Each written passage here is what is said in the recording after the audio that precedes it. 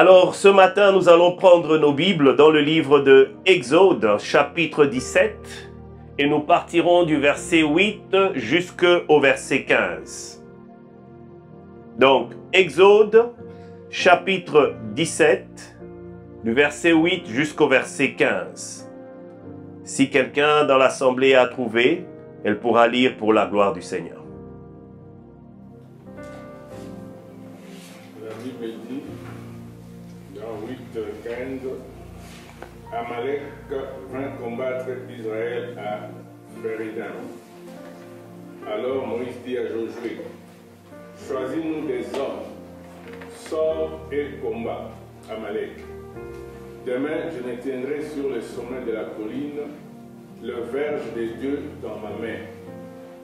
Josué fit ce que lui avait dit Moïse pour combattre Amalek. Et Moïse, Aaron et Hur montèrent au sommet de la colline.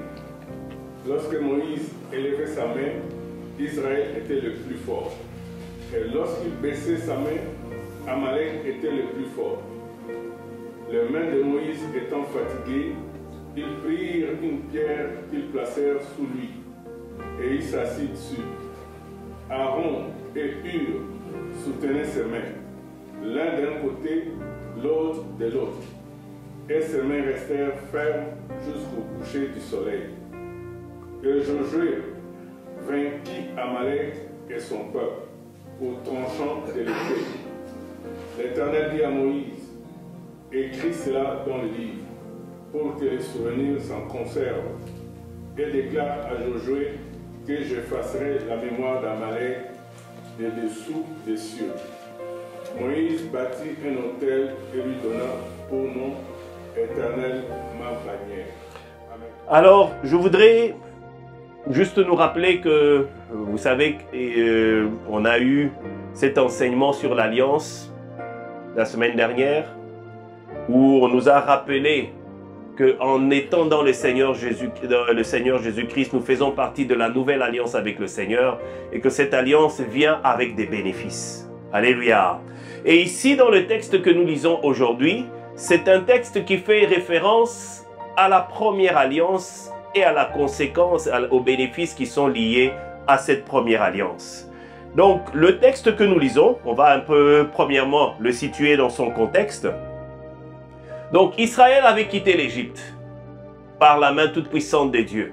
Nous connaissons l'histoire, comment le Seigneur a fendu la mer Rouge, comment il a fait traverser à sec Israël, comment il a arrêté les chars des Égyptiens, comment il a englouti l'armée des Égyptiens, comment il a fait traverser Israël jusque dans le désert, en chemin vers la terre promise. C'était quelque chose que Dieu avait promis de faire et c'est ce que Dieu avait réalisé. Ils sont arrivés dans le désert, ils ont commencé à se plaindre de ce qu'ils n'avaient pas de quoi manger. En Égypte, au moins, on mangeait de la viande. Ici, on n'a pas de viande. Comment ça se fait? Ça serait peut-être mieux de rentrer. Israël était un peu placé à l'heure. Ça me rappelle à certains moments où nous aussi, où on n'est toujours pas content. Pourquoi les choses ne se passent pas comme nous voulons? Mais le Seigneur a son agenda à lui. Donc, le Seigneur à chaque fois pourvoyait. Nous savons que lorsqu'ils ont demandé de quoi manger, le Seigneur leur a envoyé des cailles qui ont donné de la nourriture à tout le peuple. Nous savons, et nous avons eu l'occasion un dimanche d'avoir un enseignement là-dessus sur la manne qui était descendue. Le Seigneur a pourvu leur nourriture dans le désert pendant tous les 40 ans où ils étaient dans le désert. La Bible dit que le Seigneur donnait de la manne et la manne a cessé lorsqu'ils sont entrés dans la terre promise, lorsqu'ils sont entrés en acquisition de ce que Dieu leur avait préparé. Alléluia. Et donc, ils vivent des expériences formidables avec Dieu. Et juste après l'épisode de la manne, ils avancent et ils commencent à se plaindre à nouveau. On n'a pas de quoi boire, on va mourir ici. Même si on a de quoi manger, mais si on n'a pas de quoi boire, ça va être terrible, on va dépérir ici. Il nous faut à boire. Moïse reçoit l'instruction de la part du Seigneur en lui disant, tu prends le bâton que tu as en main, tu tapes sur le rocher. Et lorsque Moïse a tapé sur le rocher, l'eau a commencé à couler. Et le peuple de Dieu est venu boire de l'eau à partir d'un rocher. Généralement, l'eau sort de la terre. Elle sort d'en dessous de la terre. Et rarement dans des rochers. Sauf si jamais il y a une quantité d'eau qui est cachée derrière. Mais dans le désert, il n'y a pas de réservoir d'eau. Mais quand Dieu est avec nous, même les choses impossibles deviennent possibles. Alléluia. Alors qu'il est impossible que l'eau sorte des rochers, mais parce que l'Éternel était avec Israël, parce qu'il avait établi une alliance avec Abraham et à la descendance d'Abraham, en disant que je prendrai soin de vous, le Seigneur a pourvu pendant le désert. Il leur a donné de quoi boire. Alléluia. Et donc maintenant nous entrons dans notre texte. Ils ont vu la main de Dieu, ils ont mangé des cailles, ils ont commencé à recevoir la manne, ils ont trouvé de l'eau là où il n'y avait pas d'eau. Et pendant qu'ils avançaient dans le désert, en allant vers la terre promise, derrière eux, il y a eu un incident. Si nous regardons toujours dans le chapitre 17, à partir du 1er verset jusqu'au 7e verset, on nous montre un peu qu'est-ce qui se passe. Comment les choses interviennent. Et donc, Israël avance, et le livre de Deutéronome 25, au chapitre 17 au chapitre 25, du verset 17 au verset 18, nous montre un peu qu'est-ce qui s'est passé. Pendant que la colonne des Israélites avançait, généralement, vous savez, quand les gens sont fatigués, Deutéronome 25, 17 à 18, quand les gens sont fatigués, ils ont généralement tendance à traîner. Donc, vers la fin de la colonne, c'est là où il y avait les personnes qui traînaient un peu. Et il y a eu un peuple, les Amalécites, qui ont commencé à attaquer la colonne des Israélites. Alléluia!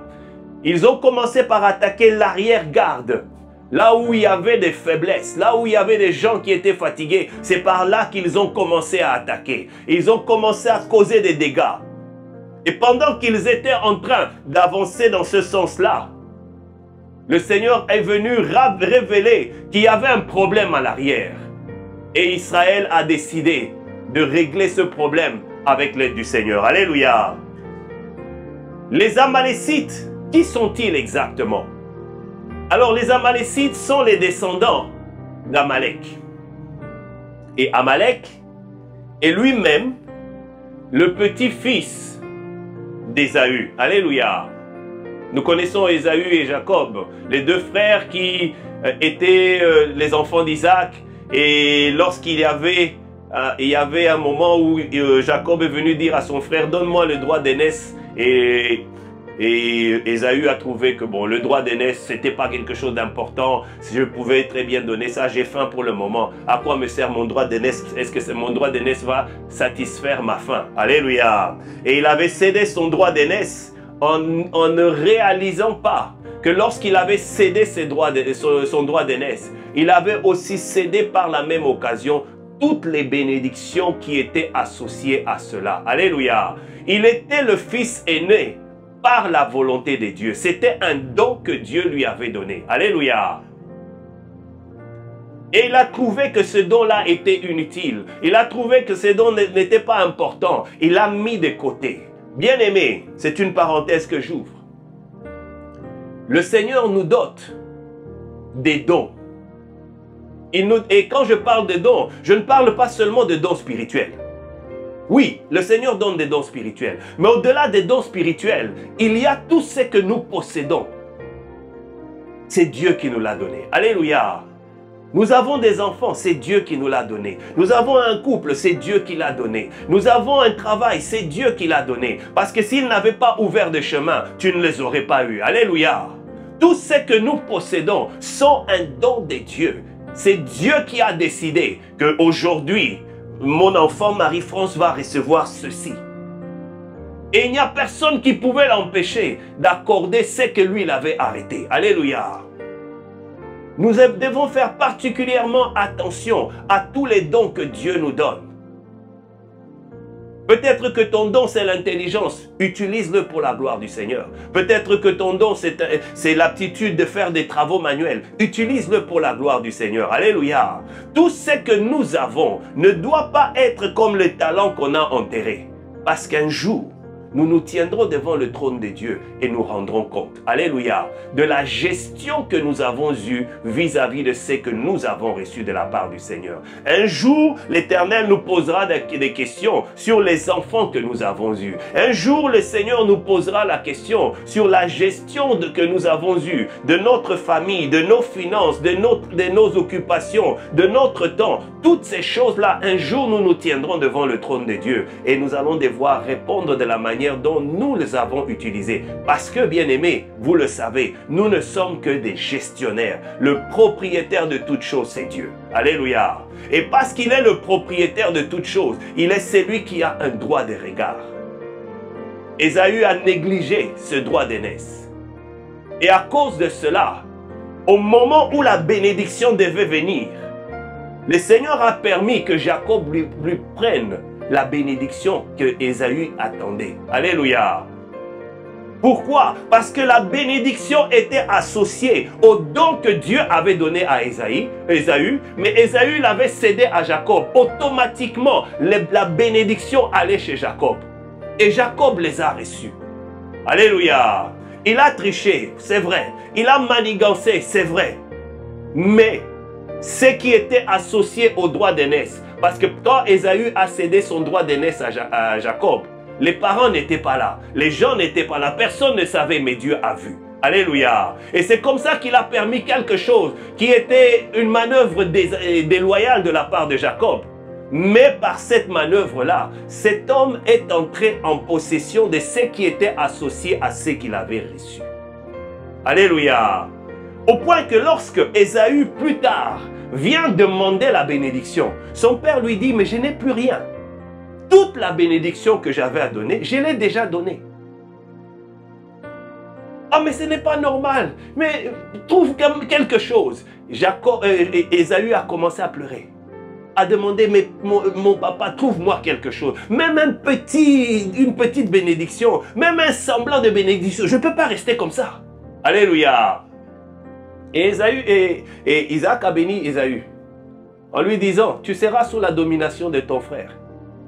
Tu seras, ta descendance sera un peuple errant, qui vont aller d'un côté d'un autre, vivant de l'épée. Donc ça va être un peuple violent, mais qui sera sous la domination de son frère. Alléluia.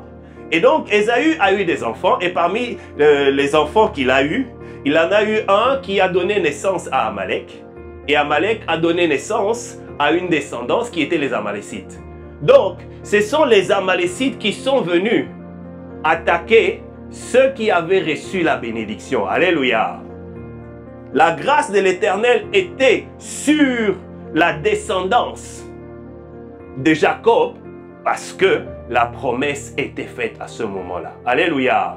Il était le bénéficiaire. C'est comme ça que Israël est allé jusque dans la terre promise. Parce qu'il y a eu une alliance qui avait été établie. Parce qu'il y a eu une succession de bénédictions qui étaient associées. Quand Isaac bénissait son fils Jacob, automatiquement, la bénédiction de Dieu venait souligner ce qui avait été déclaré. Alléluia. C'est pour ça que les parents, faisons attention à ce que nous disons à nos enfants.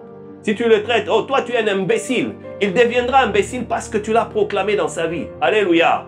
Oh toi tu es stupide, il deviendra stupide parce que tu l'as proclamé dans ta vie. C'est que nous lions sur la terre, bien-aimés, et liés aussi dans le ciel. Faisons attention. C'est pour ça que la Bible dit que votre oui soit oui et votre non soit non. Tout ce que vous ajoutez vient de la part vous mène vers le péché. Et c'est dangereux, bien-aimés. Faisons attention à nos paroles parce que ça a toujours des conséquences. Alléluia.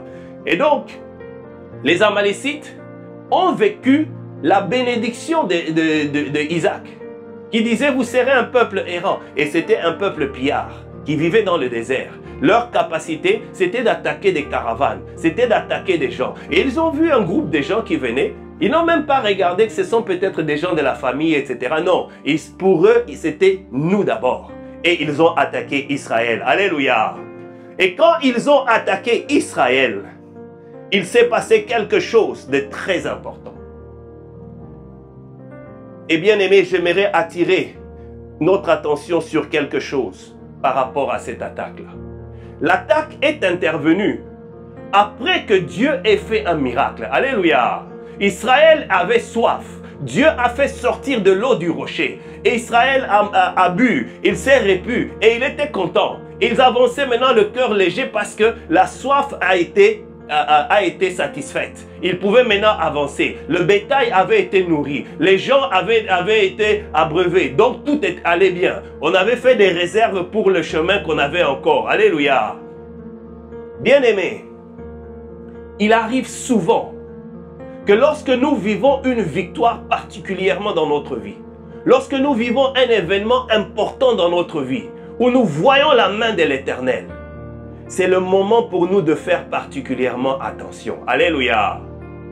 Parce que l'ennemi cherchera à venir attaquer juste après. Dès le moment où tu es là, tu es encore en train de fêter ta victoire, tu baisses ta garde, c'est le moment où l'ennemi va t'attaquer. Alléluia. Et c'est ce qui était arrivé aux Israélites. Ils avaient vécu quelque chose d'extraordinaire, mais lorsqu'ils ont continué sur leur chemin, ils auraient pu continuer sur leur joie, mais l'ennemi est venu les attaquer au travers des Amalécites. Les Amalécites sont venus, ils ont commencé à causer des dégâts, ils ont commencé à causer des peurs, les gens ont commencé à crier. Vous savez, quand il y a un combat quelque part, c'est souvent des personnes civiles qui sont des victimes. Et vous savez, vous n'avez qu'à regarder l'actualité, vous voyez comment les gens vivent des choses terribles lorsqu'il y a un conflit. Et là, il y avait un conflit. Et là, les Amalécites, eux qui ne venaient que pour piller, ils venaient pour détruire, ils venaient pour réduire à néant cette troupe-là parce qu'ils voulaient récupérer ce qui était les biens de ce peuple-là. De la même manière, bien-aimé, que l'ennemi cherchera à te bloquer de différentes façons. Il cherchera à ce que lorsque tu es encore en train de te réjouir de ce que tu as dans le Seigneur, que tu baisses ta garde, c'est à ce moment-là qu'il va t'attaquer pour te réduire à néant. Parce que l'ennemi n'aime pas que lorsque tu es dans la joie. L'ennemi n'aime pas lorsque tu passes ton temps à louer le Seigneur. Il voudrait que tu passes ton temps à murmurer contre Dieu. Il voudrait que tu passes ton temps à te plaindre devant le Seigneur. Il aimerait que tu passes ton temps à dire que Dieu n'est pas juste, comment les choses se passent d'une telle manière. Il aimerait que toute ton attention soit portée sur ton problème et non pas sur ton Dieu qui résout le problème. Alléluia. Et c'est ce qui arrive. Les Amalécites arrivent et ils commencent à causer des dégâts. Et ça mène beaucoup de situations. Ça mène beaucoup de problèmes. Au point que Moïse appelle Josué. Il dit, Josué, prends quelques hommes, va à l'arrière. Pendant que toi tu vas aller régler le problème qui est à l'arrière, moi je ne vais pas rester inactif. Je vais aller monter au-dessus de la colline. Je vais me mettre au-dessus de la colline avec le bâton de Dieu. Ce bâton qui a permis que Israël sorte de l'Égypte. Ce bâton qui a été à l'origine de quelques plaies qui avaient frappé l'Égypte. Ce bâton qui était à l'origine lorsque la mer Rouge s'est fendue. Ce bâton qui était à l'origine lorsque l'eau est sortie du rocher. Ce bâton représentait l'autorité de Dieu. Alléluia. C'était un élément qui voulait montrer que Dieu a déjà agi et qu'il est parmi nous. Alléluia. C'est comme ça que Moïse monte sur la montagne. Il monte sur la colline avec son bâton et il se tient au sommet de la colline, élevant son bâton de manière à ce que quel que soit l'endroit où les Israélites étaient, ils pouvaient voir Moïse avec son bâton élevé pour dire, ce bâton est la preuve que notre Dieu est vivant. C'est le témoignage que notre Dieu a agi et qu'il agit encore et qu'il agira encore. Alléluia. Parce que Moïse avait compris une chose. Dans tous les combats, il y a une dimension physique, mais il y a aussi une dimension spirituelle. Alléluia. Donc Moïse instruit Josué. Il dit, prends des hommes forts, va combattre physiquement. Et moi, je vais monter sur la montagne et je vais combattre spirituellement et moralement. Alléluia. Et je vous expliquerai pourquoi je dis moralement. Physiquement, les Amalécites étaient en train d'attaquer Israël. Et les Josué et les autres combattants sont venus combattre les Amalécites. Et la Bible dit que lorsque le bâton de Moïse était, le bras de Moïse avec le bâton de Dieu était élevé, Israël remportait la victoire. Quand Moïse était fatigué et qu'il a baissé un peu sa main pour reposer son bras, automatiquement les Amalécites remportaient la victoire. Alléluia. Il y avait une situation qui devait être réglée. Physiquement, il y avait un combat. Physiquement, il y avait un adversaire. Il fallait donc régler ce problème. Et Josué et quelques personnes sont partis combattre. Mais leur capacité à vaincre venait de ce que soit Israël était directement en train d'élever le roi des rois lorsque Moïse élevait son bâton, ou lorsqu'Israël avait les bras baissés. Et c'est à ce moment-là que la défaite intervenait. Alléluia. J'aimerais bien aimer que nous puissions comprendre une chose. Quelqu'un pourrait lire Éphésiens chapitre 6, le verset 12. C'est un texte que nous avons eu l'occasion d'évoquer l'année dernière lors de notre partage biblique. Éphésiens chapitre 6, verset 12. Car nous n'avons pas à lutter contre des êtres de chair et de sang, mais contre les puissances, contre les autorités, contre les pouvoirs de ce monde de ténèbres et contre les esprits du mal dans le monde céleste. Alléluia.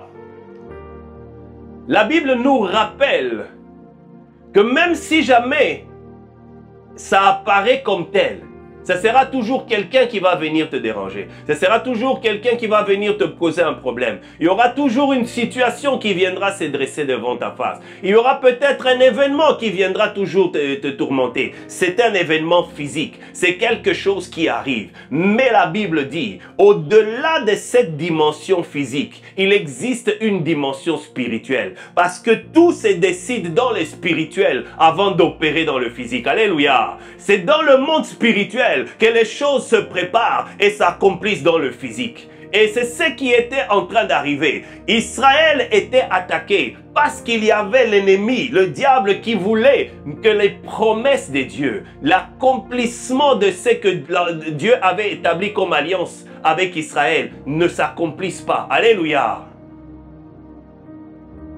Parce que lorsque les gens voient un Dieu fidèle, ils s'attachent au Dieu fidèle. Ils marchent avec le Dieu fidèle. Mais si jamais Dieu n'est plus fidèle, s'il n'est plus fiable, les gens ne vont plus s'appuyer sur lui. Alléluia. Mais gloire soit rendue à notre Dieu, parce qu'il est toujours vainqueur dans toutes les circonstances. Quelles que soient les stratégies du diable, c'est l'Éternel qui a toujours le dernier mot. Amen. Et c'est ce qui est arrivé ici. À un moment, Israël était en train de se battre et Josué était là en train de combattre les Amalécites, et les Amalécites voyaient la défaite apparaître dans leur camp et ils étaient en train de s'encourager mutuellement en disant: ne nous décourageons pas, c'est notre gagne-pain à nous. Attaquer ces personnes, c'est comme ça que nous vivons. C'est notre raison d'être. Alléluia. Et ils étaient en train de faire des plans pour essayer de reprendre le contrôle, pour essayer de vaincre à nouveau. Alléluia. Et ils redoublaient d'efforts et ils se dépensaient encore davantage. Peut-être qu'ils avaient des personnes qui étaient eux aussi en train d'invoquer leur Dieu. Mais Israël avait l'Éternel des armées. Alléluia. De la même manière, bien-aimés, nous avons l'Éternel des armées. C'est celui qui nous donne la victoire, même quand les choses semblent impossibles. C'est celui qui appelle à l'existence même les choses qui n'existent pas, parce qu'il est le Dieu qui est au contrôle de toutes choses. Et c'est pour ça que chaque fois que Moïse levait le bras avec le bâton de Dieu, Israël voyait que, ah oui, c'est vrai, l'Éternel est là. Alléluia. Il savait que l'Éternel agira encore. Il se souvenait, et bien aimé, et c'est quelque chose d'important que nous devons avoir. Oui, il peut arriver un moment où les choses semblent nous dépasser. Il peut arriver un moment où tu es en train de faire face à un problème. Un deuxième problème arrive. Tu essaies de régler le deuxième problème alors que le premier n'est pas fini. Un troisième problème arrive. Tu es bombardé des problèmes. Tu es bombardé d'attaques. Tu es bombardé d'adversité. Mais, bien-aimé, sache que ton Dieu est vivant. Il peut permettre que la tentation arrive, mais il ne permettra pas que tu sois submergé. Alléluia. Il peut permettre que le feu arrive, mais il est capable de te rendre inéfuge, capable de te rendre une personne. Lorsque tu te places dans le feu, tu n'es pas touché par le feu comme les compagnons de Daniel. On les a jetés dans le feu, mais le feu a regardé, il a dit, oh, ces personnes ici appartiennent à l'Éternel des armées. Je n'ai pas envie d'avoir des problèmes avec l'Éternel des armées. Je m'adapte avec eux. Ils ont évolué dans le feu, mais ça n'a pas eu d'effet sur eux. Alléluia. Parce que lorsque le Seigneur décide de défendre ta cause, il n'y a personne qui peut se tenir contre toi. La chose que toi et moi devons faire, assurons-nous que l'Éternel marche avec nous. Alléluia. C'est-à-dire que notre marche avec l'Éternel est selon le modèle et le standard du royaume. Et le Seigneur a agi. Spirituellement, la gloire de Dieu est descendue. Oui, les Israélites ont eu du courage. Lorsqu'ils voyaient le bâton élevé, ils disaient, ah, c'est vrai. Ce bâton nous rappelle que l'Égypte, qui était la nation qui nous dominait, avait été vaincue parce que l'Éternel s'est manifesté. Alléluia. Ce bâton nous rappelle, on a eu un obstacle devant nous. C'était une mer infranchissable. Et derrière nous venait l'armée de l'Égypte. Mais le Seigneur avait créé un chemin. Ce bâton nous rappelle que lorsque nous avions soif, le Seigneur a donné de quoi boire. Alors parce que ce bâton qui manifeste l'autorité de Dieu, qui est le symbole de l'autorité de Dieu, est parmi nous, alors nous remporterons la victoire. Et c'est comme ça qu'Israël était en train de se motiver. Donc physiquement, il y avait un combat, mais spirituellement, il y avait un autre combat. Parce que bien aimé, derrière ce que nous voyons, il y a l'armée de l'ennemi. Alléluia. Et ce n'est pas juste quelque chose que nous disons pour essayer de faire peur aux gens. Non, c'est vrai. Le diable est descendu sur la terre. Nous n'avons qu'à regarder autour de nous. Aujourd'hui, les choses qui étaient abominables hier ont été normalisées. Les choses que la Bible déclare comme étant inacceptables, les gens ont amené cela à être des choses qu'on est en train de louer. Alléluia. On est même en train de dire que ce que vous êtes en train de parler aujourd'hui, ça c'était des vieilles histoires. L'évangile doit être modernisé. Elle doit s'adapter à la condition actuelle. Elle doit vivre avec les réalités actuelles parce que le monde a évolué. Alléluia. Si le monde a évolué, Dieu est resté le même. Alléluia. Si le monde a changé sa philosophie, il a changé sa culture, il a changé sa façon de voir les choses, Dieu a établi la meilleure façon pour pouvoir vaincre et de se tenir devant la face de Dieu. Alléluia. Il n'y a qu'un seul chemin et il n'y a pas à négocier là-dessus. Alléluia. Aujourd'hui encore, le combat est de plus en plus élevé. Aujourd'hui encore, le combat est de plus en plus prononcé parce que aujourd'hui, le mal est rendu dans la vie de tous les jours. Il est normalisé dans la vie de tous les jours. On nous a légalisé ici dernièrement le cannabis et il faut voir comment les gens sont en train de s'adonner là-dessus. Alléluia. Et c'est devenu normal. Non, ne parle pas contre cela. Parce que si tu parles contre cela, tu es en train de te mettre hors la loi. Mais bien aimé, nous dirons ce que Dieu nous dit de dire. Alléluia. Que cela plaise aux gens ou ne plaise pas aux gens, nous voulons d'abord plaire à Dieu. Amen. Et Israël était en train de combattre. Mais lorsqu'il ne voyait plus le bâton, lorsqu'il ne voyait plus Moïse en disant « Peut-être que Dieu nous a lâchés, peut-être que Dieu nous a abandonnés. » Alléluia. Parce que Moïse était un homme comme nous. Même s'il avait des muscles dans les bras, mais il y a un moment quand tu gardes la main, je me souviens quand on était petit à l'école primaire, on nous donnait parfois certaines punitions à l'école. Je ne dis pas ça pour montrer que j'étais quelqu'un de bien, mais par la grâce du Seigneur, je n'avais jamais été affecté par ça. Mais je connaissais un de nos enseignants, avait l'habitude, il te met à genoux, il te fait tenir la chaise. Elle ne doit pas descendre, tu dois la tenir dans une certaine position. Si tu descends, on te donne des coups de chicotte. Donc, tu vois l'enfant qui tient. À un moment, il change de position, il bouge, etc. Mais le poids de ce que tu tiens est en train de tirer. À un moment, les bras fatiguent. À un moment, tu ne sais plus quoi faire. À un moment, bon, tu essaies de lâcher d'une main, tu essaies de lâcher de l'autre. Mais à un moment, ton corps se fatigue. Alléluia. Et c'est tout à fait normal, ce sont des choses qui arrivent. Et à ce moment-là, l'enseignant venait toujours soit donner un petit coup de fouet, soit tirer les oreilles, soit taper sur les mains. Allez, tends tes mains, on donnait des coups de règle. Allez, tu reprends encore la position. C'était une façon de punir pour dire, écoute, comme ça la prochaine fois, tu ne vas pas faire l'erreur que tu as faite qui t'a amené à cet endroit. Alléluia. C'était pénible.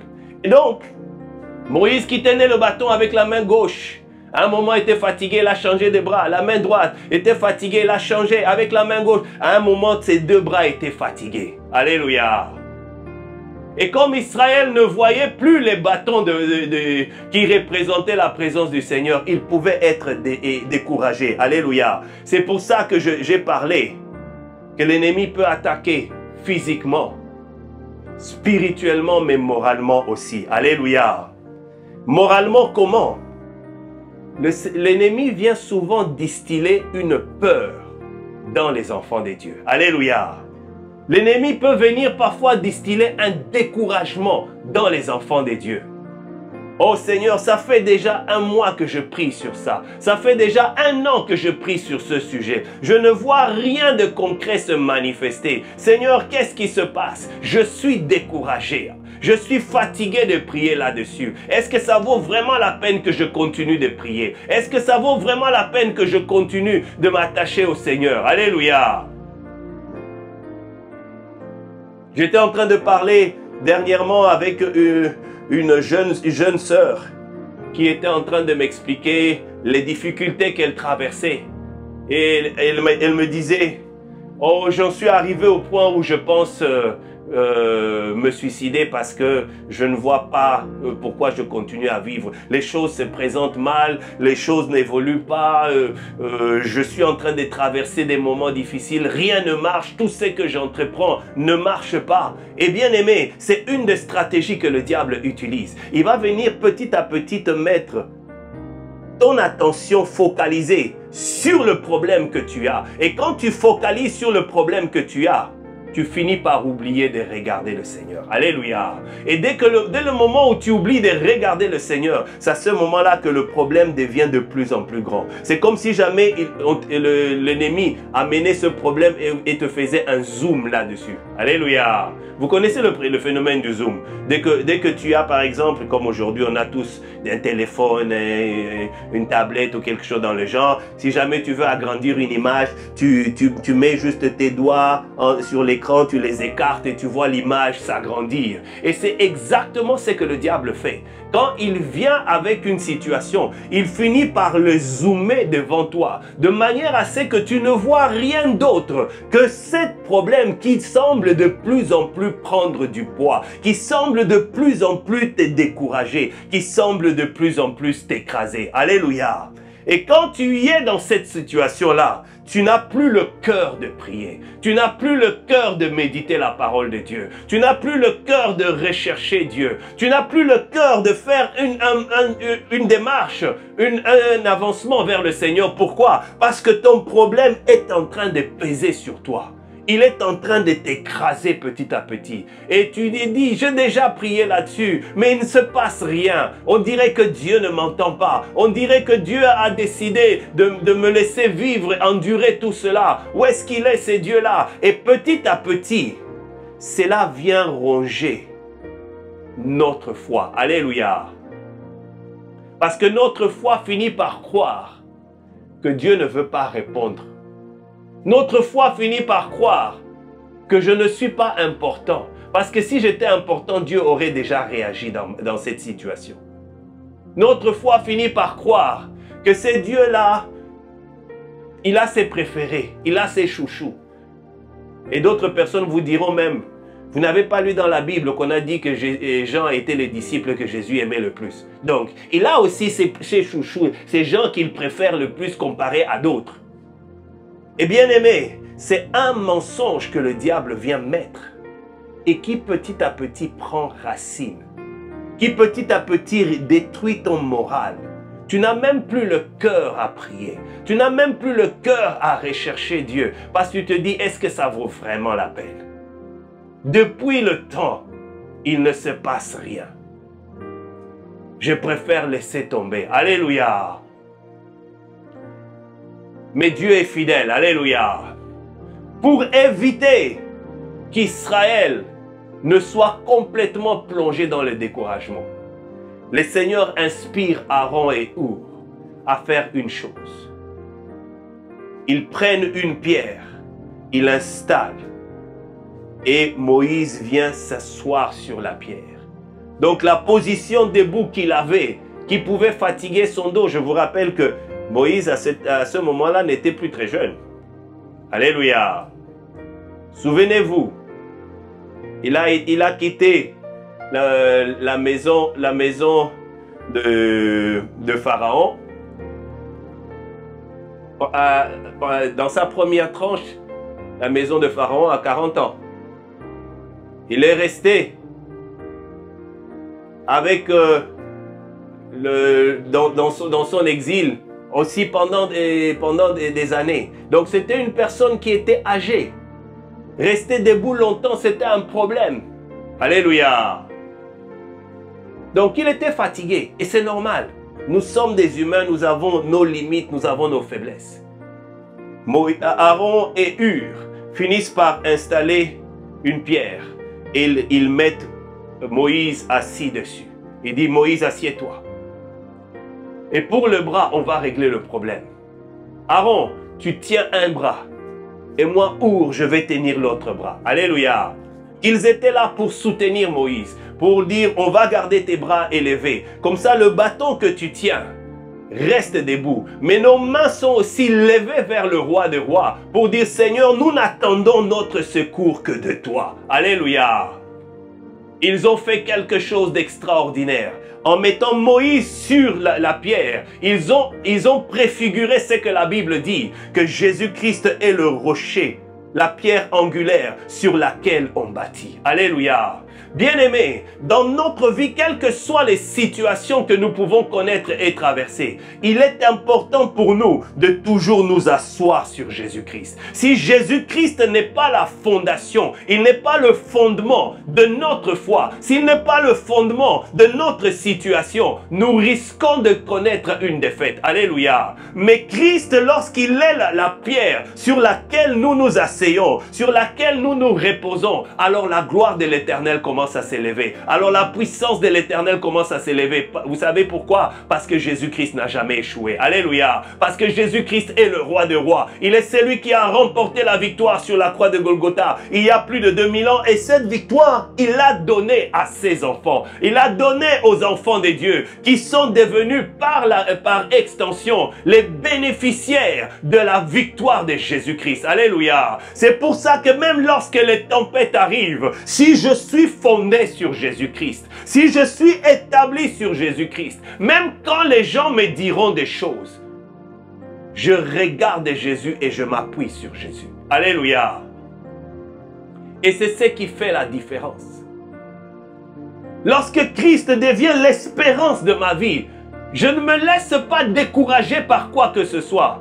Alléluia. Nous connaissons l'histoire de Bartimée. Bartimée, ce mendiant qui était sur le bord de la route, qui mendiait et qui attendait que quelque chose se passe dans sa vie, qu'il puisse avoir de quoi subvenir à ce besoin. On lui apprend que Jésus passe et il commence à crier, Jésus, prends pitié de moi, viens me délivrer. Et les gens lui disent, arrête de faire le bruit. Alléluia.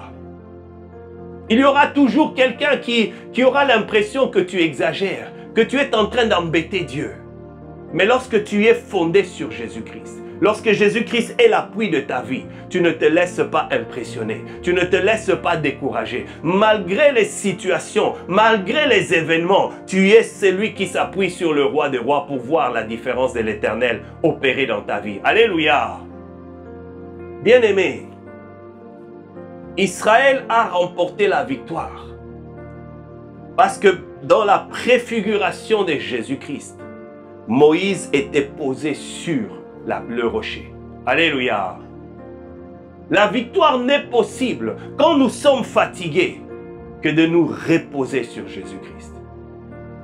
Et vous savez, la Bible dit que c'est Jésus-Christ qui n'a pas changé. Alléluia. Il est le même hier, aujourd'hui et éternellement. Réalisons-nous, bien-aimés, que le Jésus qui a fait sortir Lazare du tombeau, c'est le même qui est aujourd'hui dans notre vie. Alléluia. Réalisons-nous que le Jésus qui a rendu la capacité à ces paralytiques de la piscine de Bethesda, c'est le même qui agit encore aujourd'hui. Réalisons-nous que le Jésus qui a multiplié le pain, c'est le même qui agit encore aujourd'hui dans notre vie. Alléluia. Il n'y a en lui aucune ombre de variation. Ce qu'il a réussi à faire hier, il le fait encore aujourd'hui. Mais il attend qu'il rencontre quelqu'un qui veut placer sa foi, sa confiance sur lui. Alléluia. Parce que la foi, c'est ça. La foi, c'est s'asseoir sur ce que Dieu dit. La foi, c'est s'asseoir sur le rocher des âges. La foi, c'est s'asseoir sur la déclaration de l'Éternel. Seigneur, parce que tu as dit, je vais le faire. Alléluia. Sur ta parole, je vais l'accomplir. Oh, ça me semble illogique. Ça me semble quelque chose de dépassé. Mais je veux m'appuyer sur toi. Je veux reposer sur toi. Je veux avancer avec toi. Voilà pourquoi je me tourne vers toi. Alléluia. Moïse s'est reposé sur le rocher. Et Aaron comme Hur sont comme une préfiguration du Saint-Esprit. Alléluia. Quand Christ partait, il disait, je ne vais pas vous laisser seul. Je vous enverrai le consolateur. Je vous enverrai l'esprit de vérité, qui est l'esprit de force qui vous permettra de pouvoir avancer avec le roi des rois. Il vous rappellera les choses que moi je vous ai dites. Il est celui qui viendra vous révéler le cœur de Dieu. Il est celui qui viendra vous donner la force. Là où votre physique s'arrête, il vous rendra capable de dépasser cela et d'atteindre l'objectif que Dieu a fixé pour vous. Alléluia. Aaron et Hur ont soutenu les mains de Moïse. Et la Bible dit que jusqu'au soir, les mains étaient élevées. Et Israël, lorsqu'il se battait et qu'il voyait que les Amalécites semblaient commencer à devenir forts, ils semblaient gagner du terrain, ils se tournaient vers la montagne, ils regardaient et ils voyaient, oh, la main de Dieu est là. Le Dieu de délivrance est avec nous. Il ne s'est pas caché. Donc, puisqu'il nous a délivrés dans le passé, il nous délivrera de cette situation. Alléluia. Bien-aimés, souvenons-nous toujours de ce que Dieu a déjà fait dans notre vie. Alléluia. Nous avons plutôt tendance à nous souvenir de ce qui ne va pas dans notre vie. Changeons cette mentalité. Regardons plutôt là où Dieu est venu agir. Alléluia. Si vous regardez le livre de Psaumes, vous remarquerez que la plupart que plusieurs livres des Psaumes partent du principe suivant, où ils disent, n'es-tu pas le Dieu qui nous a sortis de l'Égypte? N'es-tu pas le Dieu qui a fendu la mer Rouge? N'es-tu pas le Dieu qui nous a nourris dans le désert? N'es-tu pas le Dieu qui nous a amenés dans la terre promise? N'es-tu pas le Dieu qui a honoré ta parole dans la promesse que tu as faite à David? Ils insistaient sur tout ce que Dieu avait déjà fait. Pourquoi ils le disaient? Pas parce qu'ils étaient seulement des nostalgiques, non. Ils le disaient aussi parce qu'ils étaient en train de booster leur foi. Pour dire, mais au fait, ce Dieu-là qui n'a pas changé avait déjà fait ceci. Il avait déjà accompli cela. Il avait déjà réalisé cela. Donc, il peut encore agir. D'ailleurs, le problème que j'ai maintenant est petit par rapport à ce qu'il y avait auparavant. S'il a été capable de faire des grandes choses, il peut faire des petites choses. Alléluia.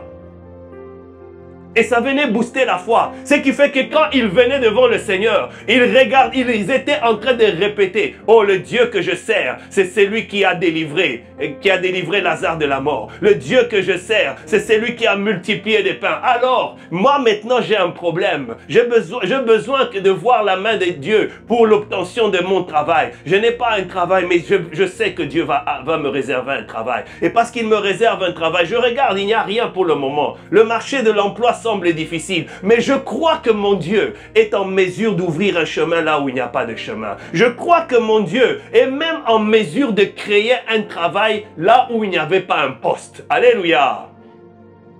Je connais le témoignage d'un frère qui était en train de chercher du travail. Et il était là pendant plusieurs mois à chercher, à déposer des dossiers par-ci, par-là. Et j'en parle, ce n'était pas une situation qui s'est passée ici, c'est une situation qui s'est passée au Congo. Vous savez, il y a eu un moment où lorsqu'il y a eu des pillages, il y a eu plusieurs compagnies qui ont fermé. C'était extrêmement difficile de trouver du travail. Mais cette personne disait, je sais que mon Rédempteur est vivant. Je ne sais pas comment il va s'y prendre, mais je veux lui faire confiance. Mais je sais qu'il me donnera un travail. Un jour, il est allé déposer un dossier quelque part. Et lorsqu'il est arrivé à l'endroit, les gens ont cru que c'était quelqu'un qui travaillait dans la place. On l'a laissé entrer, on l'a fait rencontrer le directeur parce qu'il se disait peut-être qu'il amène un dossier chez le directeur, alors que c'est quelqu'un qui cherchait du travail. Il a rencontré le directeur qui était difficile à rencontrer. Parce que ce directeur était tout le temps en voyage. Ce directeur était tout le temps en réunion. Il n'était pas accessible. Mais Dieu a permis que ce jour-là, spécifiquement, non seulement il y a eu confusion à l'entrée, non seulement qu'on a cru que c'était quelqu'un qui travaillait, mais on l'a amené directement chez le directeur. Et le directeur de le voir, de lui dire, monsieur, qu'est-ce qui se passe? Qu'est-ce que vous faites ici? Vous travaillez ici? Non, je ne travaille pas. Je viens solliciter un poste. Il dit, bon, je n'ai pas de poste pour le moment, mais parle-moi un peu de toi. Et ils ont commencé à parler. Et pendant qu'ils étaient en train de parler, le directeur a commencé à trouver de l'intérêt dans cette personne. Mais il n'y avait pas de poste. Il lui a dit, ok, laisse-moi ton dossier, je vais voir si je peux trouver quelque chose. La personne est partie. Et quand elle est arrivée à la maison, elle a rassemblé sa famille, elle a dit, on va prier. J'ai déposé un dossier. On m'a dit qu'il n'y a pas de poste. Mais prions pour que Dieu fasse quelque chose. Alléluia. Une semaine plus tard, il est rappelé. Il arrive et on lui donne un poste. Un poste qui n'existait jamais. On a créé ce poste-là juste pour lui. Alléluia. Pourquoi? Parce que cet homme avait cette foi-là que le Seigneur allait faire quelque chose dans ma situation. Je ne veux pas regarder mon adversité. Oui, tout le monde dit que le travail c'est difficile. Dans cette société-là, c'est même pas la peine d'aller déposer. Ils ont des arriérés des dossiers qui n'ont pas encore été traités. Alléluia. Mais cet homme avait la foi que Dieu est en mesure de créer des chemins là où il n'y a pas de chemin. Lorsque nous gardons nos yeux fixés sur le roi des rois, lorsque nous gardons nos yeux fixés sur le Seigneur des seigneurs, sur celui qui a le pouvoir d'appeler à l'existence même les choses qui n'existent pas, il est celui qui honore la foi. Alléluia. La foi, c'est s'asseoir sur quelque chose. Par exemple, là, tel que vous êtes, vous avez foi sur la chaise que vous êtes assis. C'est parce que vous avez confiance que je peux m'asseoir dessus. Peu importe la position que je prendrai, que je sois installé comme ceci, que je sois affalé, que je sois penché devant. Je vais rester là, je ne vais pas tomber par terre. Alléluia. Vous avez fait marque de foi vis-à-vis de cette chaise. Une chaise que vous n'avez pas achetée, une chaise que vous avez trouvée ici, que vous allez laisser en partant. Mais votre confiance est que si je m'assois là-dessus, je ne vais pas tomber. Alléluia. Et la foi, c'est ça. C'est s'asseoir sur Dieu. S'asseoir sur les promesses de Dieu. Seigneur, je sais qui tu es. Je sais que tu as établi une promesse. Moïse savait que Dieu avait promis de mener ce peuple jusqu'à la terre promise. Alléluia. Et parce que Dieu avait promis de mener ce peuple jusqu'à la terre promise, il honorera sa parole. Il les conduira certainement là-bas. Nous n'allons pas tous mourir ici. Même si l'armée qui vient nous attaquer est nombreuse. Mais le Dieu que nous servons est celui qui nous donne la victoire. Alléluia. Et c'est là que la clé se trouve. La clé de la victoire des Israélites contre les Amalécites était le fait qu'ils s'appuyaient sur le roi des rois. Ils se sont appuyés sur le Seigneur des Seigneurs.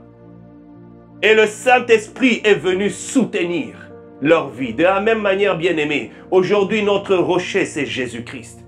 Aujourd'hui nos Aaron et nos Hur c'est le Saint-Esprit. Nous avons besoin, bien-aimés, de nous rassurer que la plénitude de l'Esprit, que l'intimité avec l'Esprit, que la communion avec l'Esprit soit quelque chose de solide, de permanent. L'Esprit de Dieu est un Esprit saint. Nous devons veiller comment nous marchons devant le Seigneur. Mettre le Saint-Esprit à l'aise dans notre vie. Parce que lorsque le Saint-Esprit est à l'aise dans notre vie, oh bien-aimé, il met notre vie à l'aise aussi. Alléluia. Et Dieu veut mettre ta vie à l'aise aujourd'hui, bien-aimé. Dieu veut changer les choses dans ta vie comme dans ma vie aujourd'hui. Notre responsabilité, c'est premièrement de ne jamais nous reposer sur nos lauriers. Oui, Dieu a agi hier, mais ce n'est pas encore le temps de repos. Alléluia. Parce que jusqu'au jour où Christ enlèvera l'Église, ou alors jusqu'au jour où le Seigneur dira que ton temps sur la terre est arrivé à son terme, nous sommes dans un environnement hostile. Nous sommes dans un environnement de guerre. Alléluia. Et lors de la guerre, ce n'est pas parce que tu as tiré un coup et que tu as peut-être touché ton adversaire de l'autre côté, tu te dis, ouais, ça y est, c'est fini, la guerre est terminée. Non, il y a encore plein de soldats qui peuvent t'atteindre si toi tu baisses ta garde. Alléluia. C'est pour ça, bien-aimés, que nous avons à rester continuellement dans la présence de l'Éternel. Gloire à Dieu quand Dieu fait quelque chose de grand dans notre vie. Mais ne restons pas en train de nous réjouir rien que sur ça. Nous rendons gloire au Seigneur, mais nous restons prêts. Parce que la Bible dit que l'ennemi rôde comme un lion rugissant, cherchant qui dévorer. Et il veut dévorer ta vie, il veut dévorer ma vie. Alléluia. Cette histoire vient nous montrer que Dieu peut permettre que l'adversité vienne dans notre vie. Mais lorsque nous nous reposons sur lui, lorsque nous nous appuyons sur lui, lorsque nous plaçons notre foi en lui, il donnera la victoire pour honorer l'alliance qu'il a établie. Alléluia. Il a établi une alliance avec nous en Jésus-Christ. Et lorsque nous nous reposons sur lui, lorsque nous disons « Seigneur, je te fais confiance, je ne veux pas regarder cette situation catastrophique qui se tient devant moi. Je ne veux pas regarder cette adversité. Je ne sais même pas comment faire pour régler une situation. Mais je te fais confiance. Alléluia. Hier, j'étais en train de montrer à Audrey une vidéo qui nous avait touché profondément. Il y a un monsieur qui est allé dans un supermarché qui voulait acheter quelques articles. Et quelqu'un est venu lui dire, écoute, est-ce que tu aimerais recevoir 100 $ pour toi, ou bien tu aimerais avoir 500 $ que tu vas distribuer aux gens dans les magasins. Alors, la personne a dit, je vais prendre 500 $, je vais distribuer aux gens dans les magasins, c'est Noël, les gens vont fêter. Et il a commencé à trouver des gens, à leur donner 50 $, à chacun un billet de 50 $, jusqu'à ce que la somme en question était terminée. Puis après, il était content, il dit, j'ai fait quelque chose d'extraordinaire, j'ai donné de la joie autour de moi. Et à lui-même, on lui a donné 500 $.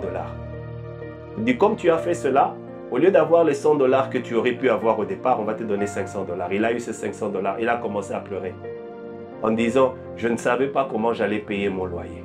Alléluia. Je ne savais pas comment j'allais régler la situation de mon loyer. Mais là, quelque chose est arrivé dans ma vie. Alléluia.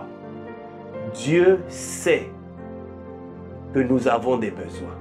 Dieu sait que nous avons des combats.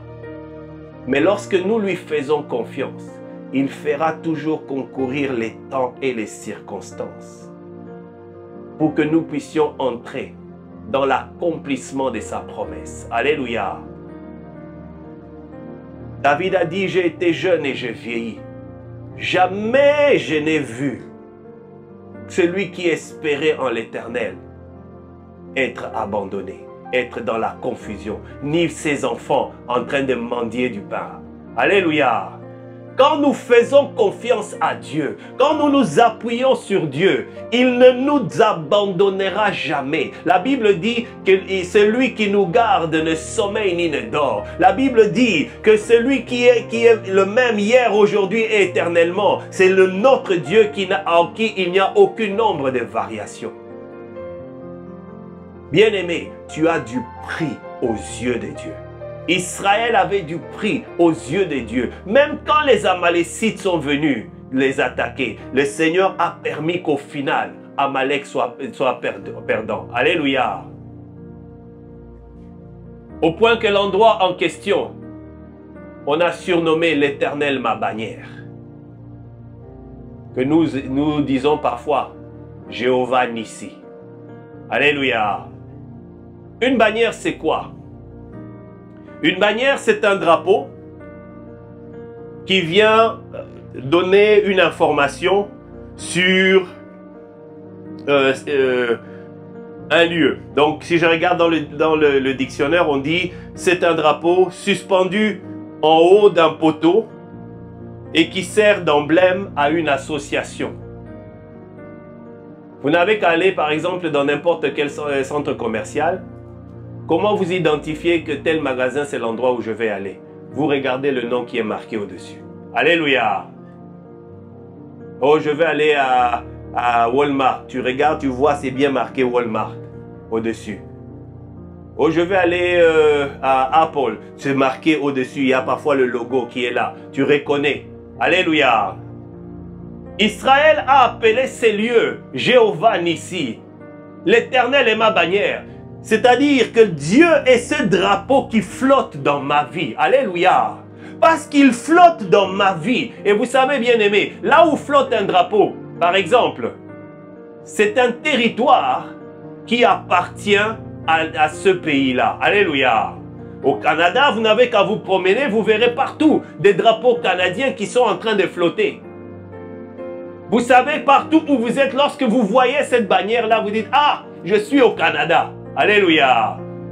Moi, je me souviens, une des premières photos que j'ai faites au Canada, je me suis placé à un endroit où on voyait derrière moi le drapeau canadien qui flottait au loin là-bas. Je me suis pris en selfie. Donc, moi, j'apparaissais, mais au coin là-bas, on voyait le drapeau canadien. On dit, il est au Canada. Alléluia. J'ai montré le territoire où j'étais. Alléluia. Et bien aimé, la Bible dit que le Dieu que nous servons, c'est notre bannière. C'est celui qui flotte dans notre vie, qui indique donc que notre vie est la propriété personnelle de Dieu.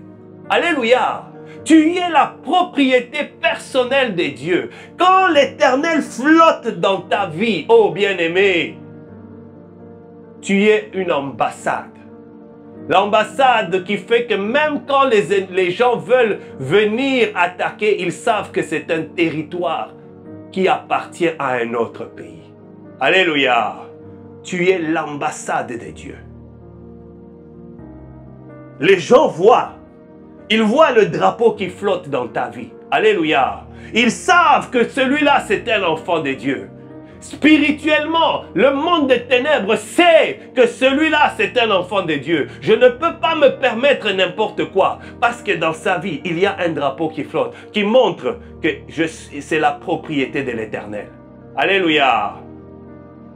Parce que ce drapeau vient indiquer non seulement la localisation d'un endroit, mais ça vient indiquer aussi la propriété. Alléluia. En 1969, lorsque les Américains ont débarqué sur la Lune, qu'est-ce qu'ils ont fait en premier? Après avoir posé des pas, ils ont placé un drapeau. Pour dire, nous prenons la possession de la Lune, c'est notre territoire. Alléluia. C'est la même chose que Christophe Colomb a fait. Quand il est arrivé aux Amériques, il est venu planter le drapeau. Il dit, je prends possession de ce territoire pour l'Espagne. Parce que le drapeau, automatiquement, quand il est posé, il définit maintenant la propriété de l'endroit où le drapeau est posé. Alléluia. Et bien aimé, dans ta vie, Jéhovah est Nissi. Il est Jéhovah Nissi, la bannière qui flotte en toi, qui montre que tu as été racheté pour le roi des rois, que tu es la propriété personnelle de l'Éternel des armées. Oh oui, il peut avoir le vent, mais le Seigneur dit qu'il est celui qui combattra tes tempêtes. Il est celui qui combattra tes combats. Il est celui qui donnera la différence, de manière à ce qu'on voit de nouveau la différence. Alléluia. C'est Dieu-là veut donner la différence. Et aujourd'hui, bien-aimés, le Seigneur voudrait que nous puissions nous rappeler de ceci. Il est Jéhovah Nissi dans ta vie. Quand les choses vont bien, il est Jéhovah Nissi dans ta vie. Quand les choses vont mal, il est toujours Jéhovah Nissi dans ta vie. Alléluia. Vous voyez là où il y a parfois le drapeau. S'il y a le vent, vous voyez le drapeau flotter. S'il n'y a pas de vent, le drapeau reste le long du poteau. Mais le drapeau est là. Alléluia. Parce que le drapeau est là. C'est la propriété de cet endroit-là. Regardez dans les ambassades. Quand ils vendent ou qu'ils ne vendent pas, ça reste l'ambassade d'un pays particulier. Alléluia. Quand les choses aillent ou n'aillent pas dans ta vie, parce que Jésus est la bannière de ta vie, parce que l'Éternel est la bannière de ta vie, tu demeures propriété personnelle de Dieu. Et je voudrais ce matin encourager chacun d'entre nous, bien-aimés. Oui, nous avons des combats. Peut-être à des moments où nous sommes faibles. Peut-être à des moments où nous sommes dépassés. Peut-être ça fait un moment que nous prions et nous ne semblons pas voir des solutions. Mais le Seigneur voudrait te rappeler aujourd'hui qu'il est Jéhovah Nissi dans ta vie.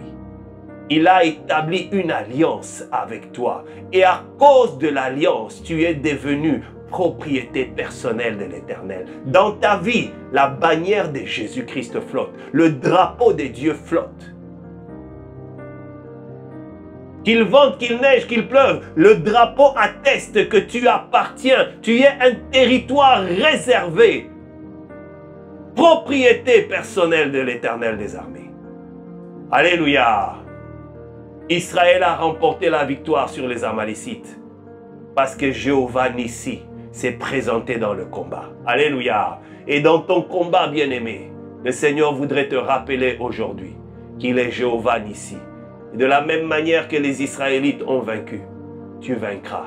Parce que le Seigneur Jésus-Christ est l'appui sur lequel tu te reposes. Parce que le Saint-Esprit est le soutien qui te permet d'aller jusqu'au bout. Alléluia. Nous allons baisser nos têtes et nous allons prier.